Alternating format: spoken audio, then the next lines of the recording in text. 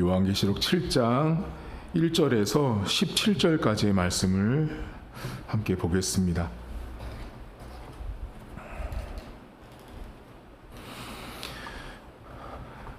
요한계시록 7장입니다. 이일 후에 내가 내 천사가 땅 내 모퉁이에 선 것을 보니 땅의 사방의 바람을 붙잡아 바람으로 하여금 땅에나 바다에나 각종 나무에 불지 못하게 하더라.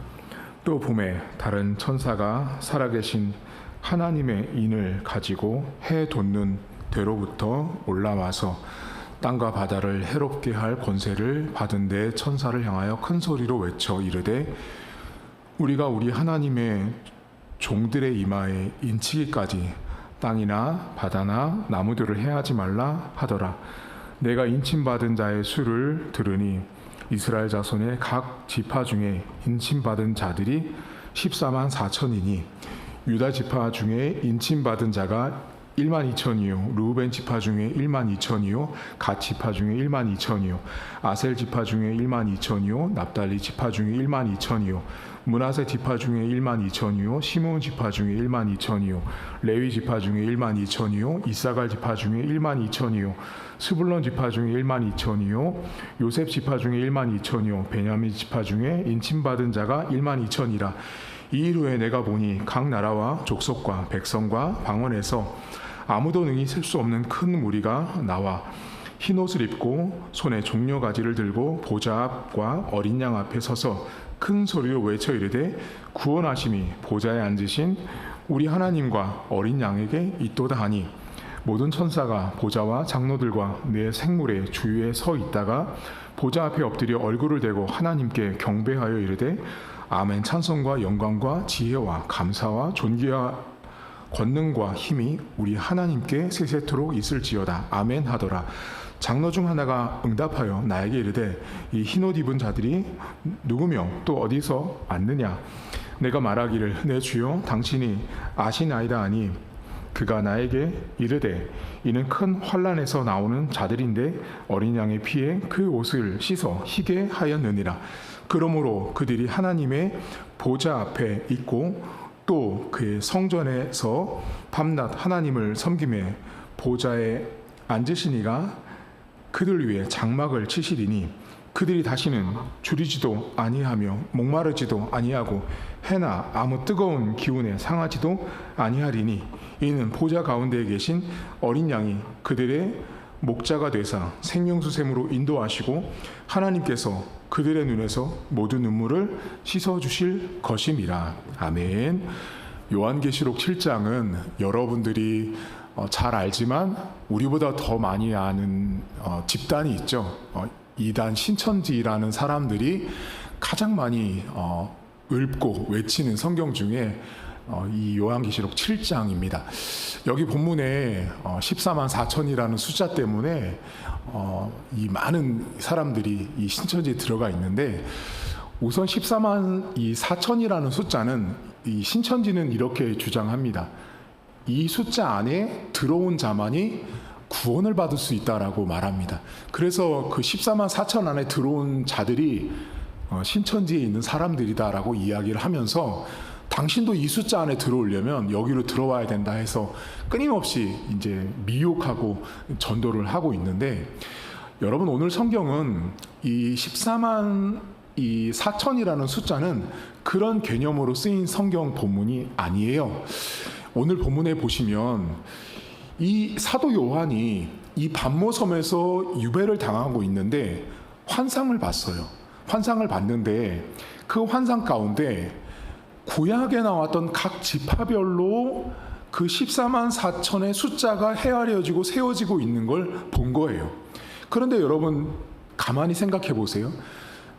이 사도 요한이 잡혀있는 신약시대의 반모섬은 이미 그때는 구약에 오늘 본문에 나온 각 지파는 이미 존재하지도 않는다라는 거예요. 이미 다 사라졌다고요. 그 지파의 후손들, 다시 말하면 하나님이 약속하고 언약한 백성의 그 계보가 연결되어 온 것을 이제 이 지파의 숫자가 알려주는데, 그 지파의 숫자로 연결돼서 이후에 오늘 본문에 보면 14만 4천 이후에 능히 셀 수 없는 많은 숫자의 사람들이 나와요. 그 사람들은 신약 시대로 연결된 저와 여러분들을 뜻하는 그 많은 사람들의 숫자예요. 그래서 제가 우리 성도님들 작년인가 말씀을 잠깐 이 말씀 설교를 해드린 적이 있어요. 14만 4천의 숫자가 정해진 게 아니라 그보다 더 많은 숫자가 존재하기 때문에 신천지가 주장하는 것이 모순이 있다라고 말씀을 드린 적이 있어요. 그런데 여러분, 이 요한계시록 7장 1절부터 끝절까지 가만히 읽어보면 이 본문에 이 14만 4천이라는 숫자를 지칭하는 표현이 계속 나오는데, 그게 뭐냐면 흰옷 입은 자예요. 그러니까 지금 이 본문에 요한계시록 7장 안에 14만 4천은 오늘 본문에 인침받은 자라고 말하거든요. 하나님이 한마디로 이렇게 도장을 찍은 거예요. 너는 내 거다. 도장을 찍은 인침받은 사람이 14만 4천인데, 그 14만 4천은 구약의 지파로부터 연결되어 신약의 약속된 백성, 그 흰옷 입은 백성까지 연결되는데, 그 흰옷 입은 백성은 누구냐? 오늘 본문에 보면 예수 그리스도의 피로 씻음 받은 자라고 정의해요. 그러니까 지금 요한계시록 7장 안에 14만 4천이라는 숫자는 하나님이 인침한 하나님의 약속된 백성인데, 그 약속된 백성은 구약의 지파로부터 연결됐고, 그 연결된 지파는 신약에 와서 예수 그리스도를 믿는 사람들을 말하는데, 그들은 지금 요한이 환상을 봤을 때 흰옷을 입고 있었다라는 거예요. 그런데 여러분, 여기 매우 재미있는 것이, 신천지가 계속해서 14만 4천을 주장하면 뭐가 중요하다는 거예요? 그들은 숫자가 중요하다면 성경을 기록할 당시 하나님과 성경 저자는 분명히 14만 4천이라는 숫자에 주목했을 거예요. 그런데 이 성경을 가만히 보면 요한이 환상을 보고 있는데, 그 요한이 지금 각 지파별로 몇만 몇천을 계속 세고 있는 그 장면을 봤을 때 요한 안에 의문점이 들은 거예요. 그러니까 여기 본문에 나오진 않는데 요한이 궁금해하는 장면이 나오고, 그 궁금해하는 장면을 저 하늘의 환상 가운데 등장한 장로 한 명이 요한에게 질문하는 모습이 여기 본문에 나와요. 그때 요한이 뭐라 그러냐면, 당신이 아시지 않습니까? 주님이 아십니다 라고 질문하는 표현이 등장해요. 몇 절이냐면 13절과 14절을 보세요. 자, 숫자를 다 셌어요. 그런데 13절, 장로 중 하나가 응답하여 나에게, 요한에게 이르되, 이 흰옷 입은 자들이 누구며 또 어디서 왔느냐라고 물으니까, 내가, 이거 사도 요한이에요. 사도 요한이 말하기를, 내 주여 당신이 아십니다 하니, 그가 나에게 이르되, 이는 이제 설명해 주죠. 그 흰옷 입은 사람들이 큰 환난에서 나오는 자들인데 어린 양의 피에 그 옷이 씻어진 자들이라고 말을 해요. 여러분, 지금 이 본문을 보시면 최소한 사도 요한은 궁금했어요. 저 숫자가 뭔가, 저 많은 능히 셀 수 없는 사람들을 포함한 14만 4천이라고 하는 저 하늘의 환상 가운데는 수만 명의 사람들이 도대체 뭐를 말하는지 요한이 궁금해하고 있자, 장로랑 요한이 대화하고 있는 듯한 표현으로 성경이 기록을 한 거예요. 자, 그런데 이 본문에 보시면 뭐라고 물어요? 14만 4천의 숫자가 무슨 의미예요? 라고 묻지 않고 뭐를 물어봐요? 저 흰옷 입은 사람들이 누굽니까? 라고 묻잖아요. 그러니까 지금 요한계시록 7장 안에서의 본질과 핵심은 14만 4천이 아니라, 그 14만 4천이라는 사람은 흰옷 입은 사람이고, 그 흰옷 입은 사람은 예수 그리스도를 믿는 자라는 걸 말하는 본문이에요. 자, 그런데 오늘 본문에 그 흰옷 입은 사람들, 그 고난받고 있는 사람들에게 이 요한이 그 흰옷 입은 사람들을 뭐라고 기록하고 있냐면, 큰 환난에서 나온 자들이래요. 자, 그러면 보세요, 여러분. 환상을 보고 있는데 저게 엄청나게 많은 무리를 표현해 줄 때 큰 환란 속에서 나온 사람들이라고 말할 때 이 요한계시록을 받아들고 있는 수신자 입장에서는 저 같으면 뭐라고 말했을 것 같으세요? 난 지금 고난인데라고 말하지 않았겠어요? 왜냐하면 지금 이 편지를 받아들고 있는 수신자들은 도미티아누스 황제에게 지금 현재 엄청나게 고난받고 있었단 말이에요. 그 엄청나게 고난받고 있는 성도들에게 저 수많은 사람들은 누구냐라고 물었을 때 큰 환난에서 나온 자들이라고 말할 때 이 땅에 현재를 살고 있는 나는 지금 환난 속에 있습니다라고 말했을 거예요. 그런데 그 이후에 여러분, 이 요한이 뭐를 기록해요? 저들은 더 이상 목마르지 않고 해함도 없고 저들의 눈물을 닦아줄 거라고 말하죠. 잘 보세요. 그 흰옷 입은 사람들을 향해서 하나님의 행해 주셨던 모습은 뒤바꾸면 하나님이 이 땅 가운데 고난받고 있는 성도들에게 하나님이 어떻게 해 주실 것을 요한을 통해서 알려준 거예요. 여러분, 여기 본문에 재미있는 게 있어요. 15절 보세요.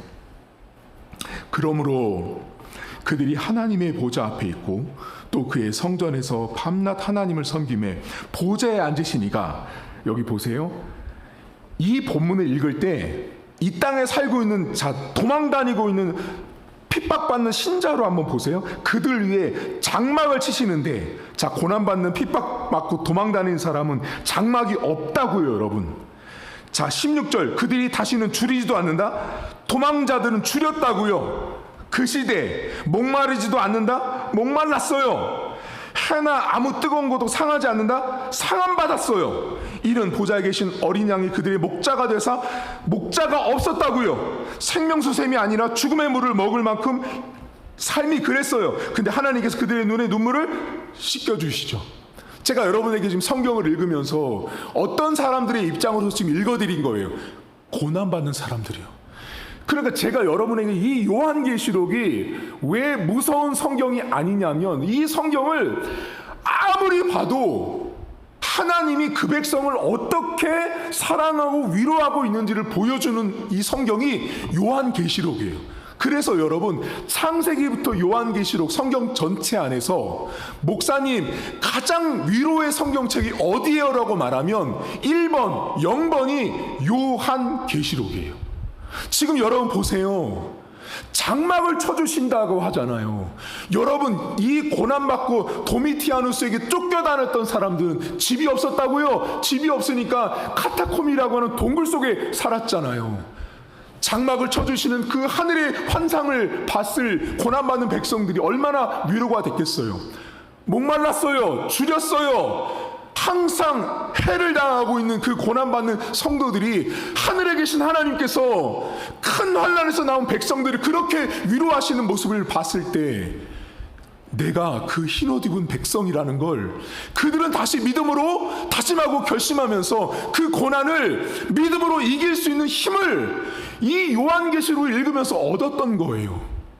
여러분, 오늘 우리 인생은 지금 요한계시록에 등장하 있는 고난받고 있는 사람들의 모습과 비슷해요. 내 인생은 지붕 없는 사람처럼 행하고 항상 마음이 졸이고 목마르고 헐벗고 눈물이 마르지 않는 날이 있는 거죠. 오늘 본문에 보세요. 하나님이 그 고난받는 사람들의 눈물을 닦아주잖아요. 이 말씀 여러분 잘 알지만 이 말씀은 그냥 아무에게나 눈물 닦아주는 게 아니라고요. 정말로 줄이고 해를 받고 있는 그 고난받고 있는 1세기 기독교인들, 동굴 속에서 피난해서 숨어서 살았던 그 성도들이 저 하늘에서 그 14만 4천과 큰 무리들, 능히 셀 수 없는 사람들, 그들을 향해서 하나님께서 그들을 위로하고 있는 장면을 사도 요한을 통해서 하나님이 보여준 거예요. 여러분, 오늘도 하나님을 믿는 것 때문에, 교회를 다니는 것 때문에 우리는 고난을 당할 수 있습니다. 어려움을 당할 수 있고 고통 속에 우리는 처할 수 있습니다. 오늘 본문처럼 큰 환난에서 나와 있는 이스라엘 이 백성들처럼 우리의 모습이 오늘이 지금이 환난 속에 있는 것 같은 거죠. 근데 하나님은 그 상황을 너무나 잘 알고 계셨던 거예요. 너무나 잘 알고 계셨기 때문에 그 어려움과 똑같은 모습을 환상 가운데 보여주셨고, 그들의 굶주림이나 목마름이나 해바름을 전혀 당하지 않도록 하늘에서 행하고 있는 하나님을 이 땅 가운데 성도들에게 보여주고 있었다라는 것입니다.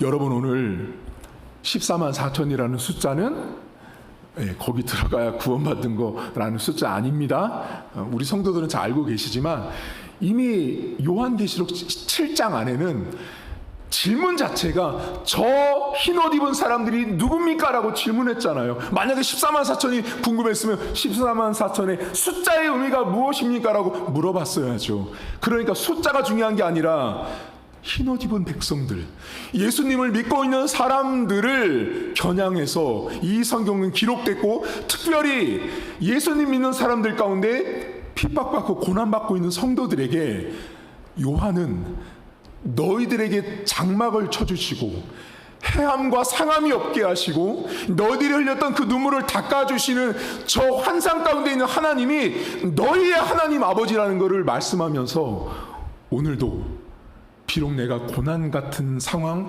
어려움 같은 상황에 있을 때 좌절하거나 낙심하지 말아야 합니다.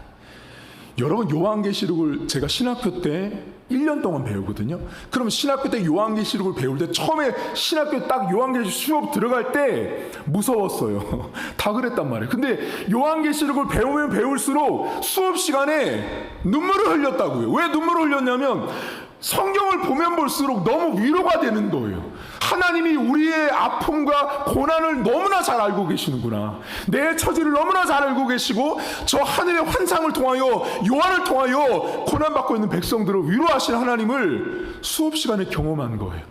여러분, 오늘도 하나님은 우리를 위로하십니다. 하나님은 오늘도 우리를 격려하십니다. 여러분이 지금 큰 환난 가운데 있을지라도 여러분의 눈물을 아시고 여러분의 고통을 아시는 하나님 아버지를 오늘도 믿고 붙들고 나가는 하루가 될 수 있기를 주의 이름으로 축복합니다. 하나님 아버지, 고난받는 성도들을 하나님은 너무나 잘 알고 계셨습니다. 힘들어하는 내 마음, 번민과 어려움 가운데 있는 우리의 상태, 그 고난과 아픔이, 어려움이 각 인생마다 다르고, 내가 교회를 다니는 것 때문에, 예수를 믿는 것 때문에 내 인생 가운데 찾아온 어려움들과 고통이 사실 1세기 당시에 고난받고 있는 성도들만큼 우리는 그렇게 힘들지 않습니다. 그들보다 우리는 더 호화롭고 편안하게 신앙생활을 하고 있습니다. 하지만 하나님께서는 그 고난받는 성도들, 흰옷 입은 백성들, 하나님이 선택한 백성들, 약속의 백성들을 위해서 집이 없었던 자들에게 장막을 쳐주시고, 마실 것이 없고 먹을 것이 없는 자들에게 먹고 마실 것을 주시며, 그들이 흘렸던 그 눈물을 바라보며 두려움에 떨었던 눈물, 슬픔에 떨었던 그 눈물을 닦아주시는 하나님을 바라보면서 우리 사랑하는 성도들 어떤 큰 환난 가운데 속해 있는지를 알고 계시는 주님께서 그 눈물 닦아주시고 위로하시고 힘주시고, 하나님께서 우리의 고난 속에 있는 처지를 알고 계시고 우리를 위로하시는 하나님 아버지를 바라보길 원합니다. 요한계시록을 읽으면 읽을수록 무서운 것이 아니라 하나님이 얼마나 당신의 백성들을 위로하시고 하나님이 얼마나 당신의 백성들을 아끼고 있는지를 너무나 선명하게 보여주는 성경을 우리 성도들이 부여잡게 하시고, 오늘도 나를 사랑하시고 나를 기억하시고 나를 축복하시는 그 하나님의 은혜가 우리 성도들 인생 가운데 풍성할 수 있도록 은혜를 베풀어 주시옵소서. 감사드리며 예수님의 이름으로 기도하옵나이다. 아멘. 하늘에 계신 우리 아버지의 이름을 거룩하게 하시며 아버지의 나라가 오게 하시며 아버지의 뜻이 하늘에서와 같이 땅에서도 이루어지게 하소서. 오늘 우리에게 일용할 양식을 주시고 우리가 우리에게 잘못한 사람을 용서하여 준 것 같이 우리 죄를 용서하여 주시고 우리를 시험에 빠지지 않게 하시고 악에서 구하소서. 나라와 권능과 영광이 영원히 아버지의 것입니다. 아멘.